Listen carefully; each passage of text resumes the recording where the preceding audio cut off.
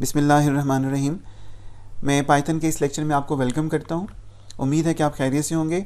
इस दुआ के साथ कि अल्लाह आपको, हमें, हम सब को अपने हिफ्ज़-ओ-मान में रखे, आमीन। आपसे गुजारिश करते चलें कि अगर आप हमारे इस चैनल पर नए हैं तो इस चैनल को लाइक करें और सब्सक्राइब करें। बेल के आइकन पर क्लिक भी कर दीजिएगा ताकि आपको हर आने वाला लेक्चर बाकायदगी से मिलता रहे। शुक्रिया। जैसा कि आप देख रहे हैं कि पाइथन का एक प्रोग्राम जो कि हमने जस्ट अभी एक स्लाइड में डिस्कस किया था, उसी को हम पहले पाइचार्म में बनाते हैं और देखते हैं कि इसकी आउटपुट क्या आती है और किस तरीके से हम इफ़ के कॉन्सेप्ट को इसमें ट्राई कर सकते हैं। पाइचार्म में ये फाइल मेरे पास ओपन है और ये कोड मैंने इसमें लिखा है जिसमें कि हम ग्रेड डिफ़ाइन करवा रहे हैं और ग्रेड को चेक करवा रहे हैं। अगर वो ग्रेड ग्रेटर देन और इक्वल टू 70 है तो हम ये बता रहे हैं कि आप पास हो चुके हैं। और ये स्टेटमेंट उस वक्त एग्जीक्यूट होगी जब हमारे पास ये इफ़ की कंडीशन ट्रू होगी। अब इफ़ की कंडीशन डेफिनेटली ट्रू हो रही है क्योंकि ग्रेड में 95 है और हम ग्रेड को चेक करवा रहे हैं कि जी ये 70 से अबव है, डेफिनेटली अबव है, तो हम ये एक स्टेटमेंट इसके अगेंस्ट आउटपुट में शो करवा रहे हैं। यहाँ पर ये सिंगल स्टेटमेंट भी हो सकती है और मल्टीपल स्टेटमेंट्स भी हो सकती हैं, इट्स अप टू यू। और ये जो नीचे दो स्टेटमेंट्स लिखी हुई हैं ये आपके पास, मैं कहूँगा इनके बारे में ये कहूँगा कि ये rest of the program statements हैं जो कि आफ्टर इफ़ कंडीशन हमने लिखी हुई हैं और ये उसके जो एसोसिएटेड ब्लॉक है जो कि इफ़ का है उससे भी बाहर हमने लिखी हुई हैं। तो ये स्टेटमेंट्स तो एग्जीक्यूट होनी ही होनी है। अलबत्ता ये प्रिंट की स्टेटमेंट उस वक्त एग्जीक्यूट होगी जब हमारे पास इफ़ का ब्लॉक या इफ़ की कंडीशन ट्रू होगी। एग्जीक्यूट करते हैं। जब हम एग्जीक्यूट करते हैं तो हमारे पास रिज़ल्ट आता है यू पास द क्लास, जो कि इफ़ की स्टेटमेंट की वजह से ट्रू आ रहा है और रेस्ट ऑफ द प्रोग्राम से हमारे पास ये दो स्टेटमेंट्स आउटपुट में जनरेट कर रही हैं रिज़ल्ट।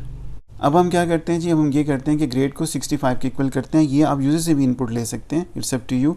दोबारा एग्जीक्यूट करते हैं तो वो कहते हैं जी कि आप पास का तो मैसेज नहीं आया क्योंकि ये हमने इसमें बताया हुआ ही नहीं है कि आप फेल की कंडीशन को कैसे टेस्ट करेंगे, और आपके पास सिंपली ये दो स्टेटमेंट्स आपके पास आउटपुट में आई हैं। अच्छा जी, यहाँ पर हम इफ़ के ब्लॉक में एक और स्टेटमेंट भी ऐड करवा रहे हैं कि अगर स्टूडेंट पास हो गया है तो उसको हम कहते हैं कि आप नेक्स्ट क्लास में मूव कर गए हैं।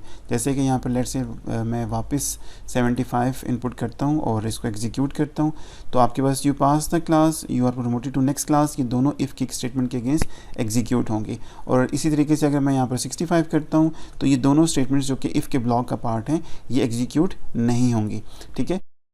अच्छा जी, यहाँ पर इस कॉन्सेप्ट को डिस्प्ले करवाने के लिए कि अगर ये कंडीशन ट्रू नहीं होती तो फिर क्या होगा। अगर ये कंडीशन ट्रू नहीं होती तो हम एक और इफ़ लिख लेते हैं कि अगर उस वक्त क्या होगा जब ग्रेड आपका 70 से लेस हो। जब आपका ग्रेड 70 से लेस होगा तो ये वाली दो स्टेटमेंट एग्जीक्यूट होंगी, और जब आपका ग्रेड 70 या 70 से अबव होगा तो ये दो स्टेटमेंट एग्जीक्यूट होंगी। इस वक्त ग्रेड में 65 है तो एग्जीक्यूट करते हैं तो देखिएगा you could not pass the class, better luck next time. और इस केस में जो फर्स्ट कंडीशन है टोटली इग्नोर हो जाती है क्योंकि यहाँ पर आपकी इफ़ की कंडीशन फेल हो जाती है और उसका कंपनिंग ब्लॉक भी एग्जीक्यूट नहीं होता।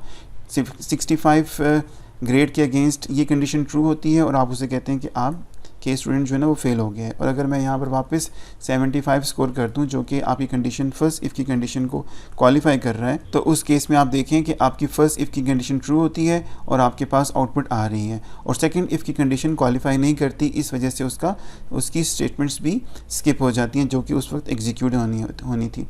अभी यहाँ पर इंटरेस्टिंग चीज़ ये है कि चाहे कोई सी भी कंडीशन ट्रू हो, पहली या दूसरी, चाहे कोई सी भी इफ़ की कंडीशन क्वालिफाई करे, आपका जो रेस्ट ऑफ दी प्रोग्राम है वो डेफिनेटली एग्जीक्यूट होता है, वो हमेशा आउटपुट आपको देता है। आपका बहुत बहुत शुक्रिया। यहाँ पर मैं आज के इस लेक्चर को ख़त्म करता हूँ इस दुआ के साथ कि अल्लाह आपको अपने हिफ्ज़-ओ-मान में रखें, अल्लाह आपको आसानियाँ बांटने की, आसानियाँ समेटने की हिम्मत, तौफीक और इस्तिताअत अता फ़रमाएँ।